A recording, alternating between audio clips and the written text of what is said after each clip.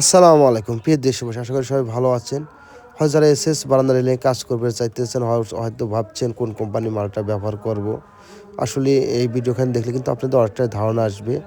আমি বলব যে অবশ্যই ২ টা জিনিস কিন্তু আপনার মানে বেছে নিতে হবে এই এসএস কাজের বিষয়ে। একটা কিন্তু সুদক্ষ কারিগর দ্বারা এবং আপনার সুন্দর মানে যে কোম্পানির মালটা বেস্ট কোয়ালিটি হবে, থিকনেস, টেম্পার এবং গ্লেসের দিকে খুব ভালো হবে, সে কোম্পানির মালটাই কিন্তু আপনার চয়েস করে নিতে হবে। হয় স্টিলটেক, হয় যেকোনো কোম্পানি। প্রিয় দেশবাসী, আমি বলব না যে আপনি স্টিলটেক কোম্পানির মাল দিয়ে কাজ করেন।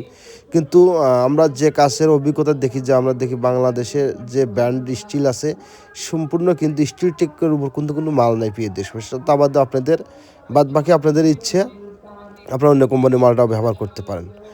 আর আপনারা অবশ্যই সুদক্ষ কারিগরদের কাজ কী কারণে করবেন? কারণ প্রিয় দেশবাসী, আপনি এসএস কাজের মেইন জিনিসটা কিন্তু ঝালাই এবং ফিনিশিং।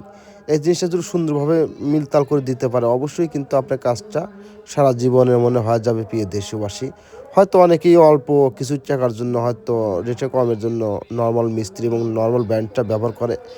আসলে সেটা না করাই উত্তম।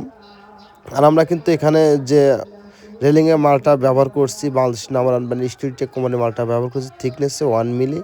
আমরা খুঁটি হিসেবে ব্যবহার করছি এক বক্স এবং টানা হিসেবে ব্যবহার করছি হাফ 3/4 বক্স। থিকনেসে 1 মিলি। আমরা কিন্তু এখানে গ্যাপ রাখছি 3 ইঞ্চি করে।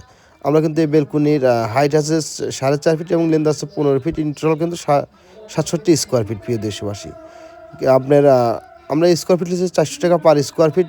বেলকুনিটা অল কমপ্লিট কিন্তু 27,000 টাকা। প্রিয় দেশবাসী, এবং আমরা সারা বাংলাদেশে অনলাইনের মাধ্যমে কাজের অর্ডার নিয়ে থাকি। কাজের 1 টাকা অগ্রিম পেমেন্ট করতে হবে না। আপনার পছন্দের মালটা বাসায় নিয়ে যাবার কিন্তু পেমেন্ট করতে হবে।